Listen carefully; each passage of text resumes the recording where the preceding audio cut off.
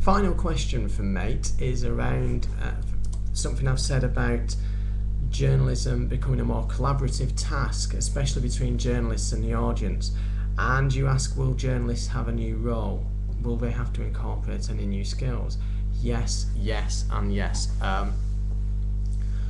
Journalists will definitely have to transform the way that they manage content. And if you see your role as a journalist as managing content, you know, you gather information, you gather interviews, you gather raw material, you combine it.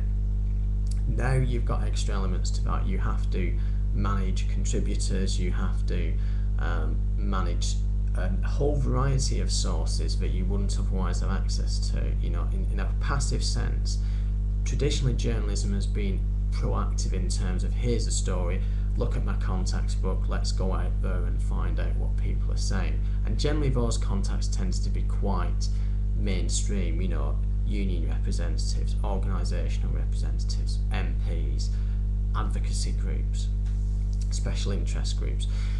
Now you can sit there and search and you can find someone who is an expert in this very specific niche area. You know, you can find someone who's witnessed an event and so on. So you need to be able to manage that. You need to learn a sensitivity, for example, towards people who are blogging about emotional matters of their own. It's different to say, you can't just assume, for example, that because it's public that they're just going to be happy for you to publish it in a newspaper. There's a difference between having an audience of friends and family and having an audience of 50,000 people, and that's really key, and people need to develop that sensitivity. And then there's, I think what's key to this is that the internet enables organisational developments that were not possible before.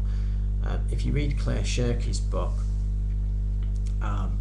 Here Comes Everybody, that's a really good explanation of some of these changes. You know, you don't need to be in a huge organisation to organise.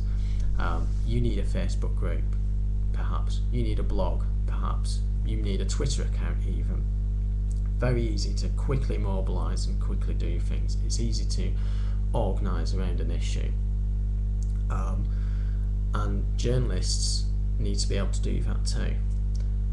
They might need to crowdsource something, so they might need to mobilise a number of people to find out facts, to analyse information, to put together a story in that way. And that is, as I say, incredibly important, particularly as we see investigative journalism declining and the funding for investigative journalism declining.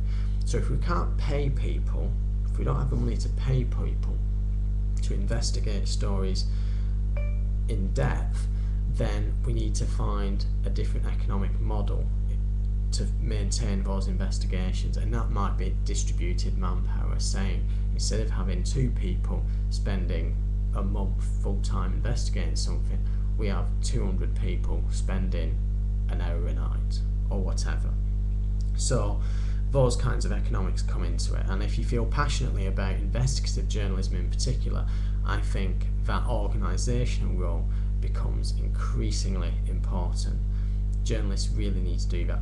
The other thing is that the information isn't monopolised by journalists anymore. So if anyone can read the press release from the organisation or an eyewitness account by someone who's experienced some disaster, what can a journalist offer? Well, the journalist can offer coordination, perhaps, a central gathering point, a trusted brand, you know, dedication, you know, these qualities. That's what the journalist needs to develop, and management abilities to coordinate a diverse group of people are going to be one of those unique selling points that journalists have when information is no longer your unique selling point.